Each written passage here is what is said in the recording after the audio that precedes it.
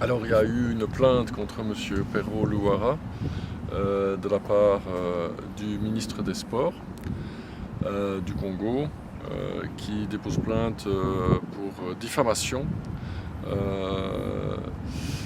et calomnie.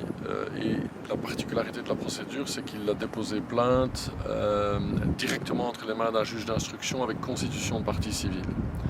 Et donc contre M. Perrault Louara, ce qui montre que, à nouveau, les autorités congolaises, ici, jusque en Belgique, où M. Perrault Louara a été reconnu réfugié et donc bénéficie de la protection des autorités belges, le gouvernement congolais, qui par ailleurs a mis sa tête à prix par l'intermédiaire du ministre de la Justice, essaye de poursuivre, d'intimider, de déposer des plaintes pour le faire taire dans le cadre de son travail journalistique, des critiques qu'il formule contre des membres du gouvernement, alors que ça relève justement du travail journalistique et de la liberté d'expression.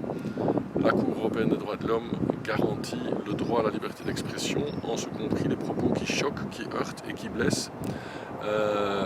Visiblement, le ministre des Sports est heurté, choqué et blessé par les propos de M. Perrault Louara. Il y a le dicton qui dit qu'il n'y a que la vérité qui blesse.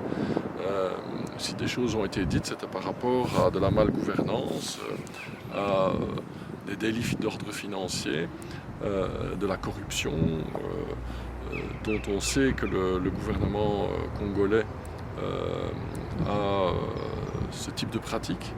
Et voilà, il y a des journalistes qui le dénoncent. Ça ne plaît évidemment pas au pouvoir, mais de nouveau, comme je le disais, un pouvoir qui s'en prend à des journalistes, c'est le signe à la fois d'un pouvoir autoritaire et d'un pouvoir faible, parce qu'il a peur des vérités qui sont énoncées par les journalistes. Et donc il choisit la répression, l'intimidation. C'est clairement le cas ici, où la justice belge maintenant est instrumentalisée pour essayer de faire taire un journaliste en exil. Nous allons essayer et demander au juge d'instruction de clôturer le plus rapidement possible cette plainte complètement sans fondement, pour éviter que ça traîne, que ce soit clôturé.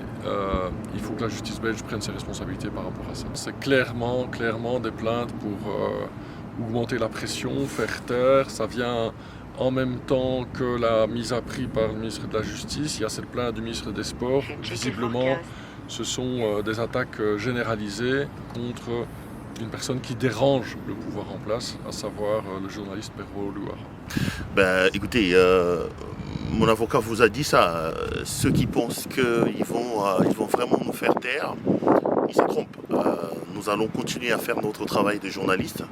Ici, je voudrais rassurer à tous les téléspectateurs et les téléspectatrices de ces belles télévisions. Et je voudrais rassurer le peuple congolais que ce que nous faisons, nous ne le faisons pas contre un individu, mais nous nous battons pour des valeurs.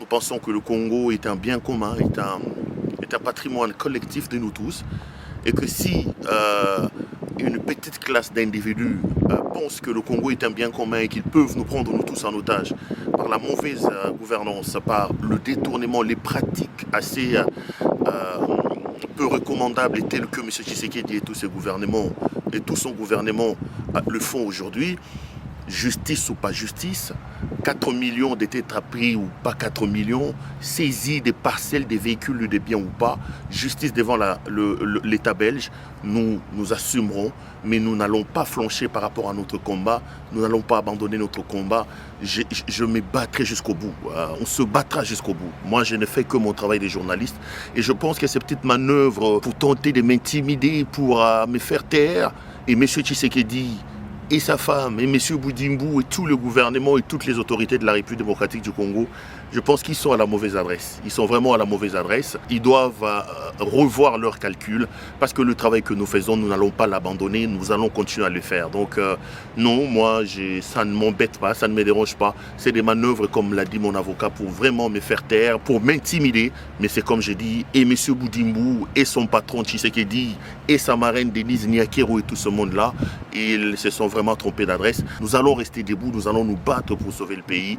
Et croyez-moi, nous réussirons à le faire. Nous allons continuer la lutte et nous sauverons le Congo. Donc moi, je suis journaliste et je ferai mon travail. Je continuerai à le faire, malgré les intimidations, malgré tout ce qu'il y a. Rassurez-vous, il n'y a rien. On va continuer le travail et on se retrouve sur les antennes des CPL comme d'habitude. Merci beaucoup. Merci pour vos messages de soutien et merci beaucoup.